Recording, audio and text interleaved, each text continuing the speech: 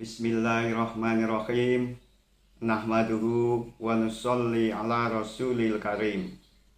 Assalamualaikum warahmatullahi wabarakatuh. Alhamdulillahilladzi arsala rasulahu bil huda wa dinil haq liyudhhirahu ala dini kulli wa kafa billahi syahida. Ibu-ibu, bapak-bapak, saudara sekalian yang kami hormati. Pada kesempatan ini kami akan membahas tentang dakwah Islam. A'udzu billahi minasy syaithanir rajim. Bismillahirrahmanirrahim. Ud'u ila sabili rabbika bil hikmati wal mau'izatil hasanati wajadilhum billati hiya ahsan. Inna rabbaka huwa a'lamu biman dhalla an sabilihi wa huwa a'lamu bil muhtadin.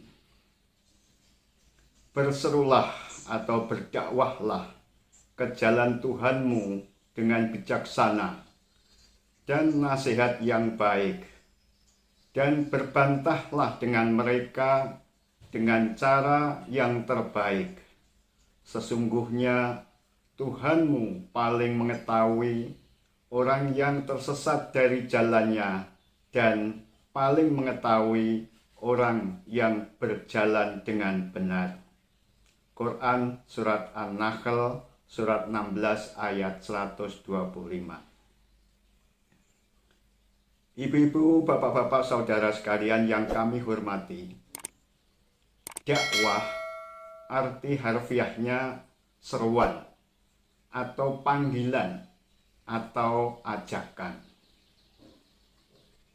Dakwah Islam adalah kegiatan untuk mengajak umat manusia kepada Allah atau kepada jalan Allah. Kegiatan untuk mengajak kepada kebaikan dan melarang kejahatan, dan kegiatan untuk saling memberi nasihat tentang kebenaran dan kesabaran. Orang yang melakukan dakwah Islam dengan tulus, insya Allah menjadi orang yang beruntung dan tidak akan menderita kerugian. Nabi suci Muhammad sallallahu alaihi wasallam bersabda, "Balighu anni walau ayat." Sampaikanlah dariku walau hanya satu ayat. Hadis Sahih Bukhari nomor 3461. Dalam hadis ini Nabi suci Muhammad sallallahu alaihi wasallam memerintahkan kepada umatnya, umat Islam, agar bertablik atau menyampaikan ajaran Islam kepada umat manusia. Oleh karena itu, setiap muslim atau orang Islam wajib melakukan tablik atau dakwah Islam menurut kapasitas masing-masing. Jadi, kewajiban dakwah Islam seolah-olah selalu melekat pada setiap orang Islam. Cuma mungkin sarana dan metodenya yang berbeda-beda sesuai dengan kondisi masing-masing. Bagi orang Islam pada umumnya yang masih terbatas pengetahuan agamanya mungkin, setidak-tidaknya bisa melakukan dakwah bil hal atau dakwah bil uswah, yaitu dakwah dengan perbuatan, dengan amal nyata, atau dengan teladan. Dengan kata lain, dakwah bil hal adalah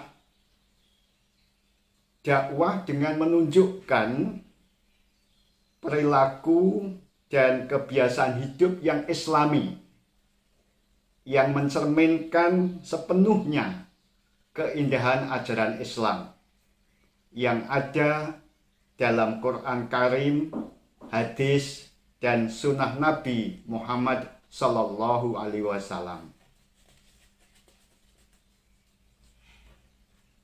Dakwah bil hal atau dakwah dengan amal nyata dan teladan penting untuk ditampilkan, ditunjukkan, terutama di hadapan saudara-saudara kita non-muslim, agar mereka mengenal Islam dengan benar dan tertarik padanya. Karena mereka tidak membaca Al-Quran dan tidak membaca hadis, namun mereka membaca orang Islam, yakni memperhatikan perilaku dan kebiasaan hidup orang Islam. Maka orang Islam hendaklah bisa menjadi duta Islam yang baik. Ibu-ibu, bapak-bapak, saudara sekalian yang kami hormati, perlu diingat, selain dakwah bil hal, ada cara dakwah lainnya, yaitu dakwah bil lisan, dakwah dengan lisan, seperti ceramah, khotbah, seminar, dan diskusi, baik secara langsung maupun melalui media elektronik. Dakwah bil lisan disebut juga dakwah qauliyah atau dakwah dengan perkataan. Selanjutnya, dakwah bil risalah, dakwah dengan tulisan, atau dakwah dengan media cetak seperti buku, majalah, tabloid, brosur, selebaran, dan koran. Dakwah bil risalah disebut juga dakwah bil kolam atau dakwah bil kitabah. Selanjutnya, dakwah digital, yaitu dakwah melalui media digital. Sekarang ini sedang marak orang melakukan dakwah dengan media digital. Cara dakwah ini nampaknya sangat cocok untuk generasi milenial. Ibu-ibu, bapak-bapak, saudara sekalian yang kami hormati, Allah Subhanahu wa Ta'ala berfirman, "Wa man ahsanu qawlan mimman da'a ilallahi wa amila sholihan wa qala innani minal muslimin." Dan siapakah yang lebih baik perkataannya daripada orang yang menyeru kepada Allah dan berbuat baik dan berkata, "Sesungguhnya aku termasuk orang yang berserah diri." Quran surat Hamim atau surat Fusilat surat 41 ayat 33. Firman Allah ini menunjukkan bahwa perkataan yang terbaik adalah perkataan yang berupa dakwah atau seruan kepada Allah atau seruan untuk menuju jalan Allah yang dilakukan oleh orang yang berbuat baik atau beramal soleh dan orang yang berserah diri kepada Allah atau Muslim. Jadi, betapa luhurnya, betapa mulianya posisi seorang Muslim yang dengan tulus dan istiqomah melakukan kegiatan dakwah Islam. Ibu-ibu, bapak-bapak, saudara sekalian yang kami hormati, aktivitas dakwah juga merupakan ikhtiar yang wajib kita lakukan untuk menghindari kerugian dalam hidup di dunia dan akhirat. Hal ini seperti dijelaskan dalam Quran Karim surat Al-Asr atau surat nomor 103.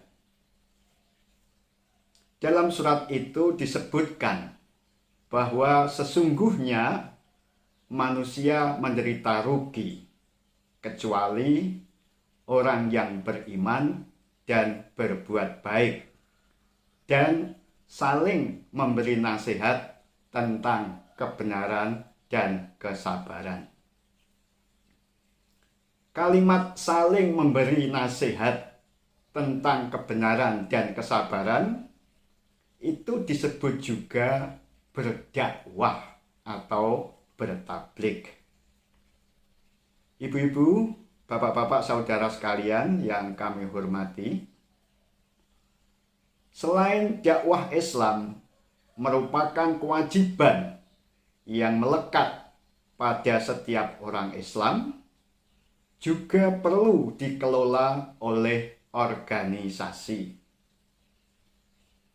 Agar kegiatan dakwah berpengaruh besar dan berhasil dengan baik, sangat dibutuhkan orang-orang yang mau memfokuskan hidup mereka pada kegiatan dakwah. Untuk itu, Allah Subhanahu wa Ta'ala menghendaki agar ada suatu organisasi yang mempersiapkan dan mengelola dai atau mubalik yang mengemban tugas amar ma'ruf nahi mungkar, menyuruh kepada kebaikan dan mencegah kejahatan.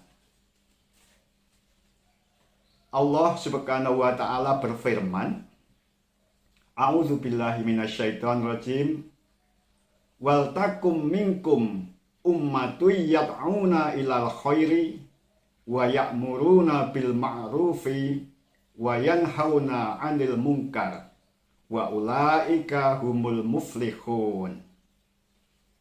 Hendaklah ada sekelompok umat di antara kamu yang menyeru kepada kebaikan, menyuruh berbuat benar, dan melarang berbuat salah.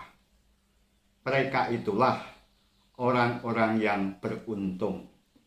Quran Surat Ali Imran, Surat 3, ayat 104. Ibu-ibu, bapak-bapak, saudara sekalian yang kami hormati, selanjutnya Allah Subhanahu wa Ta'ala juga berfirman dalam Quran surat At-Taubah atau surat Al-Bara'ah, surat nomor 9 ayat 122,